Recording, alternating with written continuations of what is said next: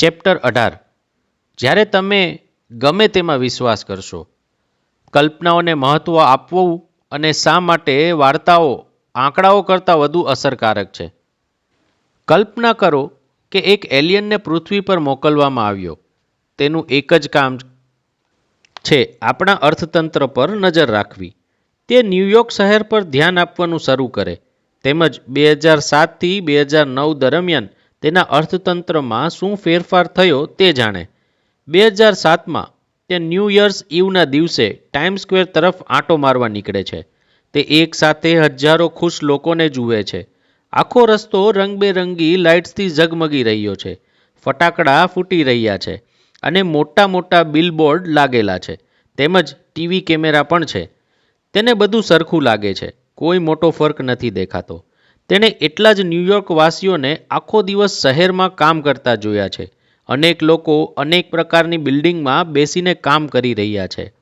બધા પાસે એક સરખા ડેસ્કટોપ છે, એક સરખા કમ્પ્યુટર છે. બધા એક જ ઇન્ટરનેટ કનેક્શનથી જોડાયેલા છે. શહેરની બહાર પણ તે એટલી જ ફેક્ટરીઓ જુએ છે, વેરહાઉસ જુએ છે કે બધા હાઈવે પર છે અને આ હાઈવે પર અનેક ટ્રક છે. તે હજુ વધુ નિરીક્ષણ કરે છે. તે જુએ છે કે બધા લોકો એક સરખી યુનિવર્સિટીમાં જઈને અભ્યાસ કરે છે, એક સરખા જ વિષયો શીખે છે અને અનેક લોકો પાસે એક સમાન ડિગ્રી છે. તે જુએ છે કે એક સરખા આઈડિયાઝ માટે અનેક પેટન્ટ બનાવવામાં આવી છે. તે નિરીક્ષણ માટે જુએ છે કે ટેકનોલોજીમાં સુધારો થઈ રહ્યો છે. 2009માં બધા લોકો પાસે સ્માર્ટફોન છે.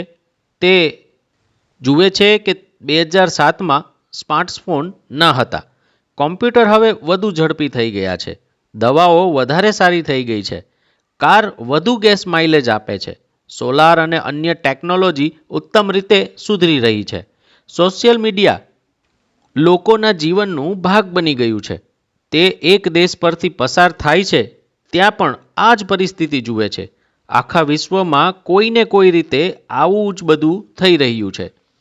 તે એ તારણ પર આવે છે કે 2007 કરતાં 2009માં અર્થતંત્ર ઘણું સારું થઈ ગયું છે.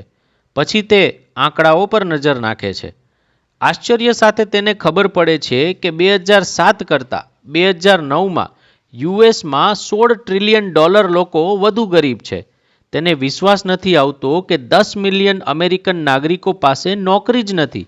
તેને ખબર પડે છે કે 2007 કરતાં 2009માં લોકોનો સ્ટોક માર્કેટમાંથી અડધો નફો પણ નથી થયો.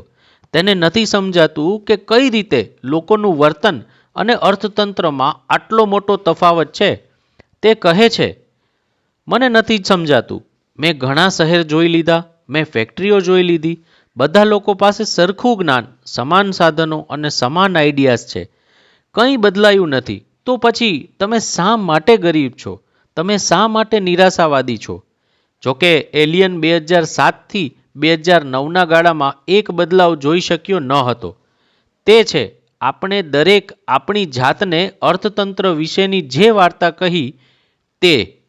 2007માં આપણે આપણી જાતને વાર્તા કહી કે ઘર ખરીદ વેચાણની કિંમત સ્થિર છે.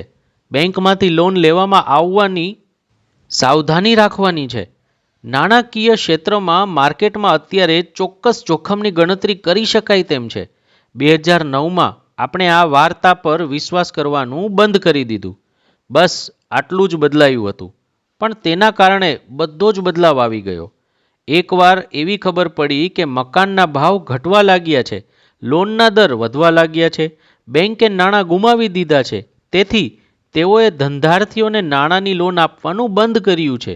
પરિણામે લોકોની નોકરી છૂટી રહી છે, જેના લીધે ખર્ચ ઘટવા લાગ્યા છે અને જેના લીધે વધુ લોકોની નોકરી છૂટી રહી છે. બસ આવી સાયકલ ચાલતી જ રહી. આપણે એક જ વાર્તામાં વિશ્વાસ ન કર્યો. તેને બદલે સામે નવી વાર્તા આવી તેને સ્વીકારી લીધી.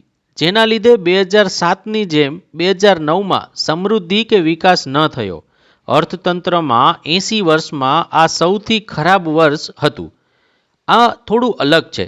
જર્મનીમાં 1945માં મેન્યુફેક્ચરિંગનો નાશ થયો હતો કે જાપાનમાં 2000માં કામ કરતી વસ્તી ઘટી રહી હતી. તેનાથી અલગ છે તે અર્થતંત્રને થયેલ વાસ્તવિક નુકસાન છે. જ્યારે 2009માં આપણે આપણી જાતને નુકસાનીની વાર્તા કહી હતી અને જેના કારણે આપણને જ નુકસાની થઈ, જેની જબરજસ્ત અસર અર્થતંત્ર પર જોવા મળે છે. આપણે જ્યારે પણ અર્થતંત્રના વિકાસ, ધંધા, રોકાણ કે કારકિર્દીના વિકાસ વિશે વિચારીએ છીએ ત્યારે આપણે વાસ્તવિકતાઓને ધ્યાનમાં રાખીએ છીએ. આપણી પાસે શું છે, આપણી કેટલી ક્ષમતા છે, પણ અર્થતંત્રમાં વાર્તાઓ જબરજસ્ત ભાગ ભજવે છે, જેના કારણે અર્થતંત્રની વાસ્તવિક પરિસ્થિતિની સારી પણ બનાવી શકે છે અને ખરાબ પણ. વ્યક્તિગત ધોરણે જ્યારે તમે તમારા નાણાંનું મેનેજમેન્ટ કરી રહ્યા હો ત્યારે આ વાર્તાઓની દુનિયાને ધ્યાનમાં રાખીને નિર્ણયો લેવા જોઈએ. એક, તમારે જેટલી કોઈ બાબતને સાચી માનવી હશે તેટલી જ એવી શક્યતાઓ વધી જશે કે તમે તમારી જાતને તેના વિશે એટલી વાર્તાઓ કહી દેશો કે વાસ્તવિકતા કરતાં તમે ભ્રમને જ સત્ય માની લેશો. તમારા જીવનનો સૌથી ખુશખુશાલ દિવસ કયો હતો? હાઉ ટુ લીવ ફોરએવર ડોક્યુમેન્ટરીમાં આ નાદાન પ્રશ્ન અનેક લોકોને પૂછવામાં આવે છે અને બધાના જવાબ ઉત્તમ હતા. એક સ્ત્રીએ કહ્યું, આર્મિસિસ્ટ ડે, 1918માં થયેલ એગ્રીમેન્ટ કે જેના લીધે પહેલા વિશ્વયુદ્ધનો અંત થયો હતો. પ્રોડ્યુસરે પૂછ્યું, કેમ? તેણીએ કહ્યું, કારણ કે અમને ખબર હતી કે હવે ક્યારેય ફરીથી યુદ્ધ નહીં થાય. 21 વર્ષ પછી બીજું વિશ્વયુદ્ધ થયું અને 75 મિલિયન લોકો મરી ગયા. જીવનમાં એવી ઘણી બાબતો હોય છે જેના કારણે સત્ય માનતા હોઈએ છીએ, કારણ કે આપણી મનથી જ એવી ઈચ્છા હોય છે કે તે વાત સાચી જ હોય. હું આ પ્રકારની બાબતને અપલિંગ ફિક્શન કહું છું. આપણે નાણાં વિશે કેવી રીતે વિચારીએ છીએ, ખાસ કરીને આપણે રોકાણ અને અર્થતંત્ર વિશે કેવી રીતે વિચારીએ છીએ તેના પર પણ આ વિચારસરણીની ખાસ અસર જોવા મળે છે. આવી વિચારસરણી આપણે ક્યારે વિકસાવીએ છીએ? જ્યારે આપણે હોશિયાર હોઈએ, આપણે ઉકેલ શોધવા માંગતા હોઈએ પણ આપણી પાસે બધી જ પરિસ્થિતિનો કાબુ ન હોય અને આપણે બહુ મોટા સપના જોતા હોઈએ. આ વિચારસરણી જબરજસ્ત છે. તેના લીધે આપણે કોઈ પણ બાબત પર વિશ્વાસ કરી લઈએ છીએ. એક નાનું ઉદાહરણ લઈએ. અલી હજાજીનો દીકરો બીમાર હતો. યેમીની ગામડામાં તેના વડીલોને તેને એક પરંપરાગત ઈલાજ જણાવ્યો. તમારા દીકરાની છાતીમાં ગરમ સળિયો મારો, તેથી તેના શરીરમાંથી બધી બીમારીઓ નીકળી જશે. આ વિધિ અનુસર્યા બાદ હાજીજીએ ધ ન્યૂયોર્ક ટાઈમ્સને કહ્યું હતું, જ્યારે તમારી પાસે નાણાં ન હોય અને તમારો દીકરો બીમાર હોય ત્યારે તમે કોઈ પણ વાત માની લેશો. હજારો વર્ષો પહેલાં જ્યારે મેડિસિનનું અસ્તિત્વ ન હતું અને વૈજ્ઞાનિક ટેકનિક્સ બહાર નહોતી આવી ત્યારે લોકો આવી પરંપરાગત પદ્ધતિઓને જ અનુસરતા હતા, જે ઉપવામ કે લોહી ચૂસવું, ઉપવાસની પરિસ્થિતિ પદ્ધતિ, શરીરમાંથી બીમારી કાઢવા માટે કાણા પાડવા અને અનેક પદ્ધતિ કે જેના થકી લોકોનું મૃત્યુ નજીક આવતું, તેના સિવાય બીજું કંઈ ન થતું. આ પાગલપન લાગશે. જો તમારે તાત્કાલિક ઉકેલની જરૂર હોય અને તમારી પાસે કોઈ સારો વિકલ્પ ન હોય ત્યારે હાજીજીના તર્ક મુજબ તમે કોઈ પણ બાબતને વગર તર્કે સ્વીકારવા તૈયાર થઈ જશો. માત્ર પ્રયત્ન કરવા જ નહીં પણ તેને માનવા માટે પણ તૈયાર થઈ જશો. 1722માં લંડનના મહાન પ્લેગ વિશે ડેનિયલ ડીફોએ લખ્યું હતું, લોકોને અનેક ભવિષ્યવાણીઓ, જ્યોતિષ, સપનાઓ અને જૂની પત્નીઓની વાર્તાઓ વગેરેમાં પહેલાં ક્યારેય નહોતો આવ્યો તેટલો વિશ્વાસ કરવા લાગ્યા હતા. તેઓ તે વર્ષથી ધારણાઓથી ડરી ગયા હતા. લોકોના ઘર અને શેરીઓની દિવાલ પર ડોક્ટર્સના બિલ્સ, જે લોકો વિશ્વાસ નહોતા કરતા, તેઓના પેપર જાત જાતના ઈલાજ કરી આપતા હોય તેવા લોકો જાહેરાત કરવા લાગેલા હતા. સામાન્ય રીતે કંઈક આવી જ જાહેરાતો હતી.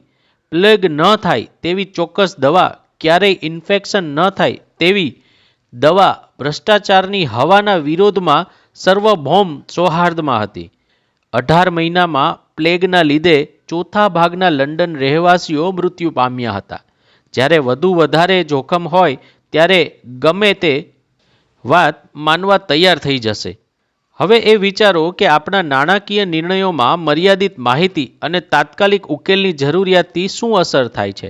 લોકો શા માટે ટીવીમાં આવતી રોકાણની જાહેરાતો સાંભળે છે? તેઓને ખબર છે કે તે કંપનીને બહુ સફળતા નથી, આમ છતાં તેઓ એ સાંભળે છે. કદાચ લોકો પાસે રોકાણ અંગેની યોગ્ય માહિતી નથી. જો તમે થોડા પણ યોગ્ય સ્ટોક ખરીદી લીધા હશે તો બહુ ઓછા પ્રયત્નોમાં તમે ધનવાન બની જશો. જો કોઈની ધારણા સાચી પડે તેવી 1% પણ તર્ક હશે તો તમે જો તેની ધારણા સાચી પડી જશે તો તમારું આખું જીવન બદલાઈ જશે. તમારી બાબતો પર ધ્યાન દેવું એ પાગલપન નથી. ઘણા બધા નાણાકીય સ્ટ્રેટર્જી અને અભિપ્રાયો છે. અનેક વાર તમે કોઈ સ્ટ્રેટર્જી પર અમલ કરવાનું શરૂ કરો પછી તમે નાણાકીય અને માનસિક બંધ તે રીતે રોકાઈ જાઓ છો. જો તમારે કોઈ ચોક્કસ સ્ટોકમાં ચડાવ ઉતાર માટે રોકાણ કરવું છે તો તે તમારો નિર્ણય છે. જો તમને એવું લાગતું હોય કે કોઈ ચોક્કસ પોલિસી આવવાને લીધે અર્થતંત્રમાં અચાનક જ તેજી આવી જશે તો તે પણ તમારી જ ધારણા છે. બહુ ઓછી શક્યતાઓ ધરાવતી પણ આ ધારણાઓ હશે. સમસ્યા એ છે કે મોટાભાગના લોકો 1% જેટલી શક્યતા પર વિશ્વાસ કરતા નથી કે અમલ પણ નથી કરતા. ઘણા લોકો તો એવા જ જડ હોય છે કે તેઓ જે માન્યતાને સત્ય માને છે તેને જ તે વળગી રહે છે.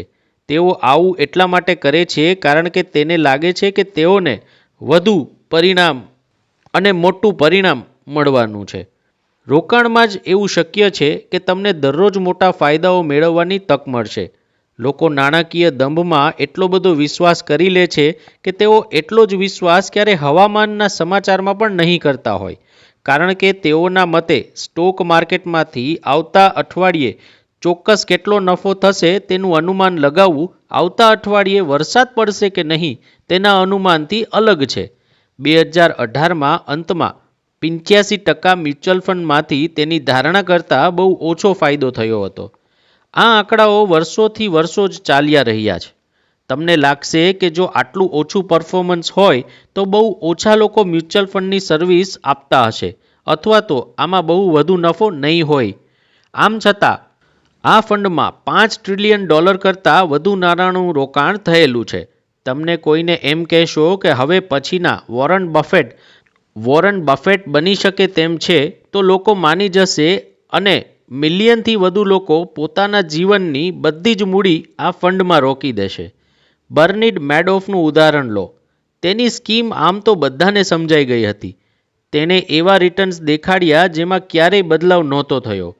તેનું ઓડિટ પણ કોઈ અજાણી કંપનીનું ઓડિટ થયું હોય તેના થકી હતું.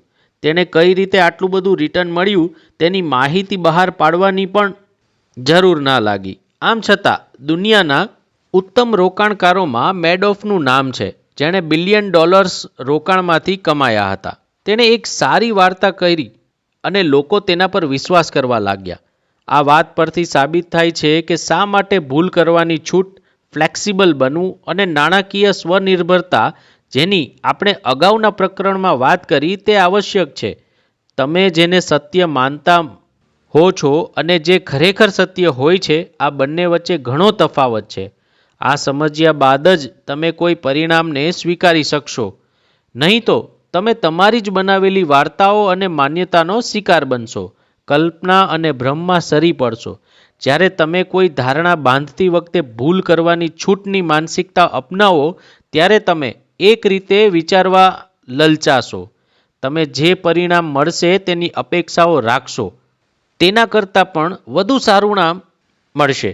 આવું થવા પાછળનું કારણ એ છે કે તમે કોઈ બાબતને એટલી હદે સાચી માની લેવામાં માંગો છો કે તમારી ધારણામાં વાસ્તવિકતાને ક્યાંય સ્થાન જ નથી મળ્યું. 2007માં ફેડરલ રિઝર્વ મીટિંગમાં એવી ધારણા કરવામાં આવી હતી કે 2008 અને 2009માં અર્થતંત્રનો વિકાસ થશે. તે સમયે અર્થતંત્રની હાલત ખરાબ થઈ હતી, જેથી લોકોને બહુ આશા નહોતી. તેથી ઓછામાં ઓછા 1.6% વિકાસ અને વધુમાં વધુ 2.8% વિકાસની ધારણા કરવામાં આવી. તેમાં પણ ભૂલ કરવાની છૂટ અને માર્જિન ઓફ સેફ્ટીને ધ્યાનમાં લેવામાં આવી હતી. વાસ્તવિકતામાં અર્થતંત્રનો 2% વિકાસ થયો, એટલે કે ફેડરલની સૌથી ઓછામાં ઓછી ધારણા કરતાં વધુ થયું. પોલિસી બનાવનાર સીધી એવી વાત ન જાહેર કરી દે કે મંદી આવવાની છે, બાકી તો તેઓની કારકિર્દી જોખમમાં મુકાઈ જાય. તેથી ગમે તેવી ખરાબ ધારણા હોય તો પણ ઓછો વિકાસ થશે તેવી જ રીતે રજૂ કરવામાં આવે છે. આ એક રીત તો અપલિંગ ફિક્શનની જ માનસિકતા થઈ, કારણ કે બધું જ વધુ નુકસાનીનું સત્ય સાંભળવા કરતાં લોકોને ઓછી નુકસાનીની વાર્તા માનવી બહુ સહેલી લાગે છે. પોલિસી બનાવનારોની હંમેશા ટીકા કરવામાં આવે છે. આપણે બધા ઓછા વત્તા પ્રમાણમાં ટીકા જ કરીએ છીએ. આપણે બંને દિશામાં કરીએ છીએ. જો તમે એમ વિચારતા હો કે મંદી આવવાની છે તો તમે અચાનક જ બધા સ્ટોક વેચવા લાગશો, કારણ કે તમને બધી જ બાબતે વાર્તામાં અને અનુભવોમાં એવું લાગવા માંડશે કે આ બધા મંદીના જ સંકેત છે. હકીકતમાં આ સંકેતો અસ્તિત્વમાં પણ ન હોય, પણ તમને સાચા લાગે છે કારણ કે તે દેખાડવામાં આવે છે. ઇન્સેન્ટિવ મોટિવેશનનું ઉત્તમ પરિબળ છે. આપણે હંમેશા યાદ રાખવું જોઈએ કે તેની અસર આપણા દરેક નાણાકીય ધ્યેય અને વિચારસરણી પર જોવા મળે છે. જોકે વધુ પડતી અપેક્ષા ન રાખવી જોઈએ. નાણાંની બાબતમાં હંમેશા ભૂલ કરવાની છૂટની માનસિકતાને મહત્ત્વ આપવું જોઈએ. તમે જેટલું વધુ જોખમ ઉઠાવતા હશો તેટલી વધારે તે માનસિકતાને ધ્યાનમાં લેવી જોઈએ. દરેક વ્યક્તિનો દુનિયા માટેનો દ્રષ્ટિકોણ અધૂરો છે, પણ આપણે આ ખાલી જગ્યા ભરવા માટે આપણી જાતને વાર્તાઓ કહીએ છીએ. હું જ્યારે આ લખી રહ્યો છું ત્યારે મારી દીકરીની ઉંમર 1 વર્ષ છે. તેને બધી જ બાબતો માટે જિજ્ઞાસા છે અને તેણી ઝડપથી બધું શીખી જાય છે. પણ ક્યારેક હું એ વિચારું છું કે તેની બાબતો સમજી શકાતી નથી. તેને નથી ખબર કે શા માટે તેના પિતા દરરોજ સવારે કામ કરવા જાય છે. બિલ, બજેટ, કારકિર્દી, પ્રમોશન, નિવૃત્તિ માટેની બચત, આ બધા વિચારો તેના માટે એલિયન જેવા વિચારો છે. કલ્પના કરો કે તેને ફેડરલ રિઝર્વ, ક્રેડિટ અથવા નાફ્ટા વિશે સમજાવતો હોવ તે અશક્ય છે. પણ તેણીની દુનિયામાં અંધકાર નથી. તેણી હંમેશા મૂંઝવણમાં નથી હોતી. 1 વર્ષની હોવા છતાં તેણીએ પોતાની જાતને બધું કેમ કામ કરે છે તેની વાર્તા પોતાના મનમાં ઘડી છે. બ્લેન્કેટથી ઠંડી ઓછી લાગે છે. મમ્મીની બાજુમાં સૂઈ જવાથી સુરક્ષિત અનુભવાશે. ખજૂર સ્વાદિષ્ટ હોય છે. તેણી જે કંઈ જુએ છે, શીખે છે, અનુભવે છે તેને પોતે બનાવેલ મેન્ટલ મોડેલમાં ઢાળવાનો પ્રયત્ન કરે છે. હું જ્યારે કામ પર જાઉં છું ત્યારે તેણી એવી મૂંઝવણમાં નથી મુકાતી કે પગાર અને બિલ એટલે શું. તેની પાસે આ પરિસ્થિતિની સ્પષ્ટ સમજ છે. પપ્પા મારી સાથે નથી રમતા, મારે તેની સાથે રમવું છું, તેથી હું નિરાશ છું.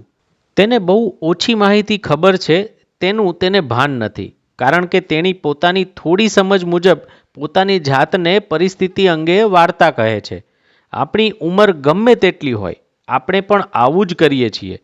મારી દીકરીની જેમ જ મને નથી ખબર કે મને નથી ખબર પડતી, તેથી હું મારી પાસે જે મેન્ટલ મોડેલ અને માહિતી છે તેના આધારે દુનિયાનું વિશ્લેષણ કરું છું. તેની જેમ જ હું કોઈ પણ પરિસ્થિતિ પાછળ મને સમજાય તેટલું કારણ શોધવાનો પ્રયત્ન કરું છું. અને તેની જેમ જ હું ઘણીવાર ખોટો હોઉં છું, કારણ કે મને જે લાગે છે તેના કરતાં હું બહુ ઓછું દુનિયા વિશે જાણું છું. આ વાત મોટા ભાગના સત્યોના આધારિત પ્રોજેક્ટમાં પણ સાચી છે. ઇતિહાસનું ઉદાહરણ લો. તેમાં એવી જ બાબતોને ભેગી કરવામાં આવે છે જે હંમેશા જ અસ્તિત્વમાં આવી હતી. તે સ્પષ્ટ અને હેતુસરભર હોવી જોઈએ. પણ BH ડિલેલ હાર્ડેના પુસ્તક why don't we learn from હિસ્ટ્રીમાં લખ્યું તે મુજબ, કલ્પના શક્તિ અને અંતઃસ્ફૂર્ણા વગર ઇતિહાસનું અનુમાન લગાવવું શક્ય નથી. લોકો પાસે સાબિતી એટલી બધી છે કે સાચા વિકલ્પની પસંદગી કરવી અઘરી છે. જ્યારે પસંદગી કરવાની વાત આવે ત્યારે આર્ટ, કળા અસ્તિત્વમાં આવે. જે લોકો ઇતિહાસ વાંચે તે ખરેખર તો પોતાના વ્યક્તિગત અભિપ્રાયને સાચા ઠરવવા માટેની સાબિતી શોધતા હોય છે. તેઓ વફાદારીને મહત્વ આપે છે. તેઓ પોતાની વાતને સાચી સાબિત કરવા અથવા તો કોઈ વિરોધ કરવા માટે વાંચે છે. તેઓ ન ગમે તેવા સત્ય પર ધ્યાન આપતા નથી, કારણ કે બધાને સારું જ વિચારવું હોય છે. જેમ આપણે બધા યુદ્ધને પૂરા કરવા માટે જ યુદ્ધ શરૂ કરતા હોઈએ છીએ. ડેનિયલ કોહમેને એકવાર મને જણાવ્યું હતું કે લોકો પોતાની જાતને ભૂતકાળની સમજ આપવા માટે કેવી વાર્તાઓ કહે છે. તેણે કહ્યું, આમ તો આપણી પાસે ભૂતકાળને સમજવાની ક્ષમતા હોવી તે વાતને એવા ભ્રમમાં નાખે છે કે દુનિયાને સમજી શકાય છે, હકીકત નથી સમજાતી તો પણ. તેથી જ મોટા ભાગના ક્ષેત્રોમાં લોકો ભૂલ કરે છે. જ્યારે લોકોની સામે એવી પરિસ્થિતિ આવે છે જેને તેઓ નથી સમજી શકતા, ત્યારે તેઓ નથી સમજતા કે તેઓની ના સમજ પાછળનું કારણ તેઓએ પોતાની જાતને પોતાનું અનુભવ અને દ્રષ્ટિકોણ મુજબ આપેલી વાત છે. તેઓએ પોતાની જાતને પોતાના અનુભવ અને દ્રષ્ટિકોણ મુજબ આપેલી વાર્તા છે. તેઓ એ ભૂલી જાય છે કે પોતાના અનુભવો મર્યાદિત છે. આપણે બધા એવું ઈચ્છીએ છીએ કે આ અઘરી દુનિયાનો કોઈ અર્થ નથી. તેથી જ આપણે આપણી જાતને વાર્તાઓ કહીએ છીએ, જેના લીધે આપણે દુનિયાને નથી સમજી શકતા. આ વાર્તાઓની આપણા નાણાકીય નિર્ણયો પર કેવી અસર જોવા મળે તે આહલાદક છે અને ડરાવનારી પણ. જ્યારે મને દુનિયા વિશે બધી જ ખબર હોય ત્યારે કદાચ મને નહીં સમજાય કે સ્ટોક માર્કેટ કઈ રીતે કામ કરે છે. તેથી હવે આગળ શું થશે તે પણ મને નથી ખબર. સ્ટોક માર્કેટ વિશે અનુમાન લગાવવું અને અર્થતંત્ર વિશે અનુમાન લગાવવું એટલા માટે અઘરું છે કારણ કે તમે જે વિચારસરણી અને અનુભવોના આધારે નિર્ણયો લો છો તેની સમજ તમને એકલાને જ છે. તે તમારી જાતને કેળવેલ સમજ છે. જ્યારે તમે કેવી રીતે નિર્ણય લો છો તેની કોઈ સમજ નહીં હોય ત્યારે બની શકે કે હું તમારા પર આંધળો વિશ્વાસ કરીને તમે કરતા હો તેમ કરવા લાગુ કરું. પણ હકીકતમાં તમારા માટે જે નિર્ણય સારો છે તે મારા માટે ખરાબ પણ હોઈ શકે. આપણે પ્રકરણ 6માં વાત કરી એમ કઈ રીતે ભૂલો થાય છે અને તેમાંથી શીખાય છે. તમને કંઈક નથી ખબર તે સ્વીકારી લેવું એટલે એ સ્વીકારી લેવું કે દુનિયામાં તમારા કાબૂમાં ન હોય તેવું ઘણું બધું છે. જોકે આ વાત સ્વીકારવી અઘરી છે. માર્કેટનું અનુમાન કરતા લોકો વિશે વિચારો. આપણે તો એમાં બહુ જ ખરાબ છીએ. મેં એકવાર ગણતરી કરી હતી કે તમે એવું ધારી લો કે માર્કેટમાં દર વર્ષે નફામાં વધારો થશે તો તમારી અનુમાનની આવડત વોલ સ્ટ્રીટ બેંકના ટોપ 20 માર્કેટ સ્ટ્રેટર્જીના અનુમાન કરતાં પણ વધુ સારી હશે. આપણી મંદી વિશેની ધારણા પણ સાચી નથી પડતી. મોટી ઘટનાઓ ગમે ત્યારે ઘટી જાય છે. તેથી બની શકે કે ધારણાઓથી ફાયદો કરતાં નુકસાની વધુ થાય. કારણ કે દુનિયામાં ક્યારે કઈ ઘટના થશે અને તેનું શું પરિણામ આવશે તે નથી ખબર હોતી. આપણી ધારણાઓ આપણો ભ્રમ જ છે. કાર્લ રિચાર્ડે લખ્યું હતું, તમને જ્યારે એવું લાગે કે તમે બધું જ વિચારી લીધું છે, પછી જે વિચારવાનું બાકી રહી ગયું હોય તેને જોખમ કહેવાય છે. લોકો આ વાતની ખબર છે. હું એવા રોકાણકારોને મળેલો છું જે એવું માની લે છે કે માર્કેટના અનુમાનો સાચા અને ઉપયોગી હોય છે. મીડિયા અને નાણાકીય સલાહકારોની દ્રષ્ટિથી મળતા અનુમાનોની હજુ પણ માંગ છે. શા માટે?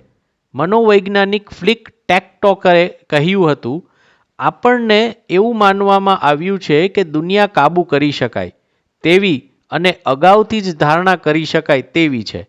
તેથી જ આપણે એવા લોકોનો સંપર્ક સાધીએ છીએ જે આપણને તેણે આપેલ વચન મુજબ સંતોષ આપે છે. સંતોષ આપવો એ જ તો બધાને જોઈતું હોય છે.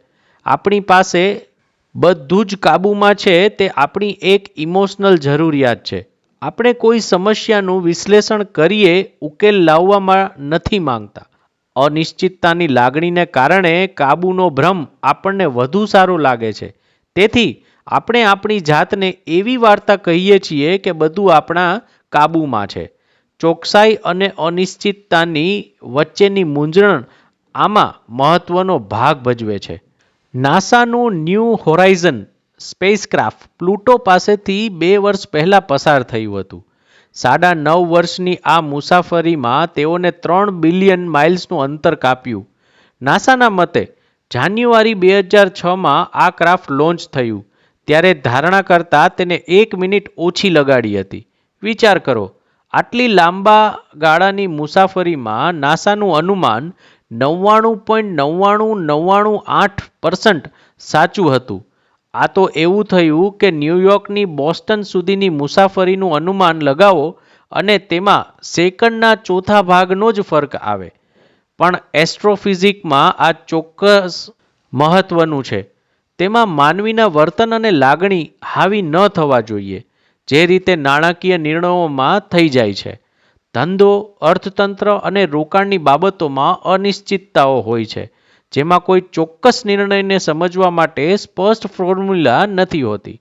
જોકે આપણે એવું જ ઈચ્છીએ કે પ્લુટોની મુસાફરી માટે નાણાંએ આપેલું અનુમાન 99.99998% સાચું હતું, તેમ આપણા અનુમાન સાચા પડે, પણ આપણે આપણી જાતને બધું જ આપણા કાબૂમાં છે તે કહેવા માટે જે વાર્તા કરીએ છીએ તેનાથી આપણને કમ્ફર્ટ મળે છે.